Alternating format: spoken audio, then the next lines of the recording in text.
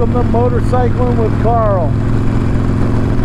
Out for a little Sunday drive. It's absolutely beautiful here today in Connecticut compared to last weekend. Last weekend was Memorial Day. It rained all weekend here. But this weekend has been nothing but sunny and warm and gorgeous.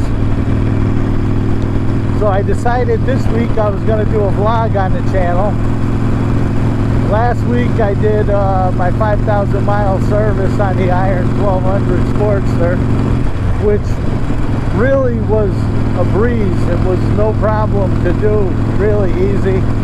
I have the service manual, which makes it even easier when you have that for reference in front of you. If you have any questions, all the answers are in there. But my question to you guys is, how many of you do your own service? You know, do you work on your own bike? Do you do all the services yourself? Do you do every other one?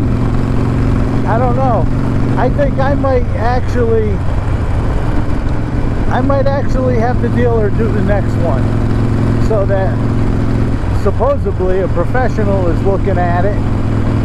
You know, professionalize every other time.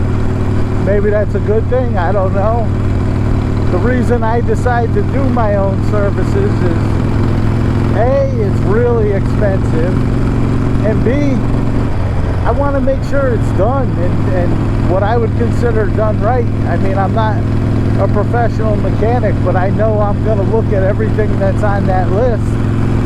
I have a feeling you take your bike to the dealer, there's probably 5 items that are on that list that they know they have to do, and everything else they're probably like, if that's out of line, they're going to know about it. They'll notice it when they ride, so why are we going to bother looking at it? I don't know.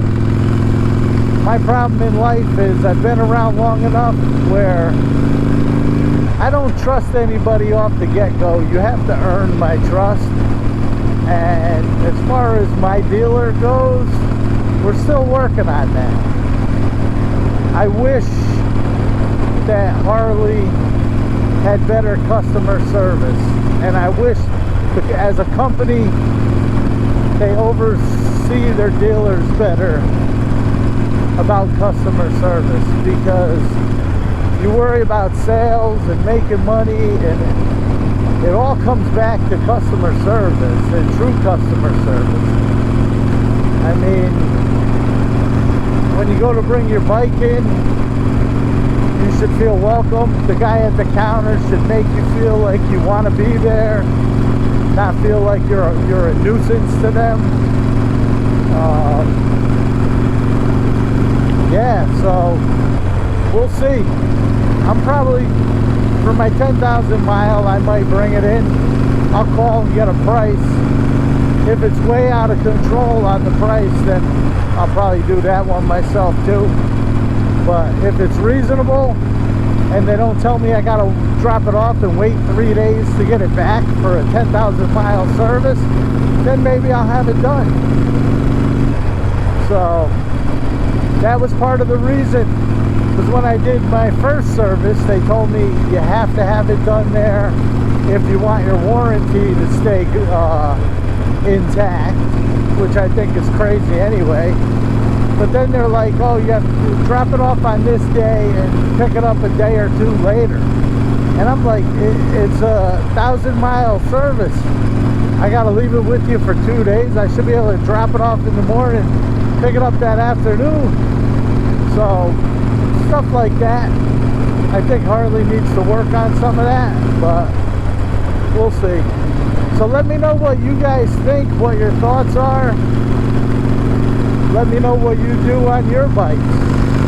Even if you don't have a Harley, whatever kind of bike you ride, let me know if you do your services and why.